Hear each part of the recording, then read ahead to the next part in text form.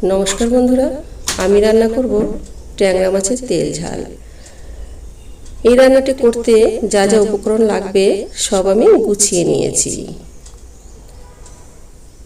সবার প্রথমে মাছ পরিষ্কার করে ধুয়ে নিয়েছি। এবারে তাতে লবণ, হলুদ আর 1 চামচ সরষের তেল দিয়ে মাছগুলো ভালো করে মাখিয়ে নিয়েছি।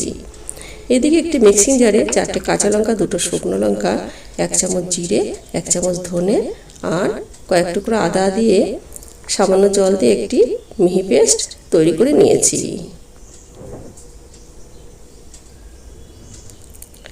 আবারও মিক্সিং জারে আমি একটা ছোট সাইজের পেঁয়াজ কেটে রেখেছিলাম, সেটি পেস্ট করে নিয়েছি। এদিকে গ্যাস অন করে কড়াই গরম করে তাতে আমি পরিমাণ মতো সরষের তেল দিয়ে দিয়েছি। আর হ্যাঁ, তেলের মধ্যে আমি একটু লবণ দিয়ে দিয়েছি, তাতে মাছগুলো লেগে যাবে না।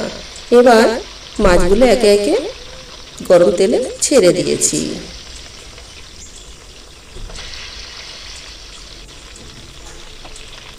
মাছগুলো এক পিঠ একটু ভাজা হয়ে আসলে উল্টে পাল্টিয়ে দেব।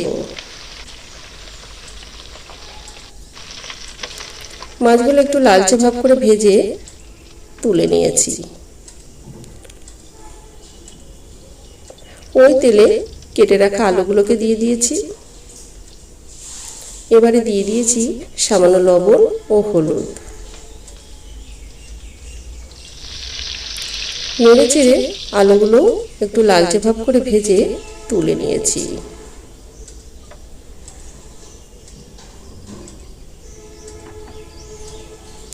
ওই তেলে জিরে, 2টো দারচিনি আর লবঙ্গ, এলাচ ফোড়ন দিয়েছি।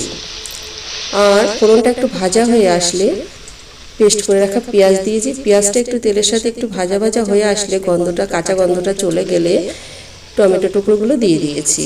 টমেটো একটু ভাজা হয়ে আসলে পেস্ট করে রাখা মশলা দিয়ে দিয়েছি। মশলাটা একটু কষাতে থাকবো।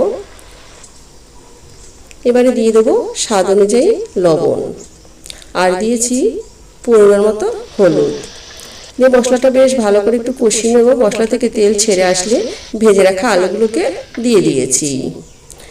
আলু আর মশলা একসাথে কষিয়ে নিয়ে পরিমাণ মতো জল দিয়ে দিয়েছি। এবার গ্রেভিটা ফুটে আসলে মাছগুলো ছেড়ে দেব। মাছ দিয়ে 4-5 মিনিট আমি হাই ফ্লেমে টকবক করে ফুটিয়ে নেব। গ্রেভিটা ঘন হয়ে আসলে চেরা কাঁচা লঙ্কা আর ধনেপাতা কুচি ছড়িয়ে দেব। এরপরে গরম মশলা গুঁড়ো দেব, দিয়ে নামিয়ে নেব। বন্ধুরা, কমপ্লিট আমার ট্যাংরা মাছের তেল ঝাল। আমার এই রান্নাটি তোমাদের কেমন লাগলো তোমরা অবশ্যই জানিও। আর হ্যাঁ, ভালো লাগলে অবশ্যই একটা লাইক, কমেন্ট ও শেয়ার করবে। তোমাদের একটি লাইক, কমেন্ট ও শেয়ারে আমাকে আরও উৎসাহিত করবে। আবার আসবো নতুন কোনো রান্নার ভিডিও নিয়ে।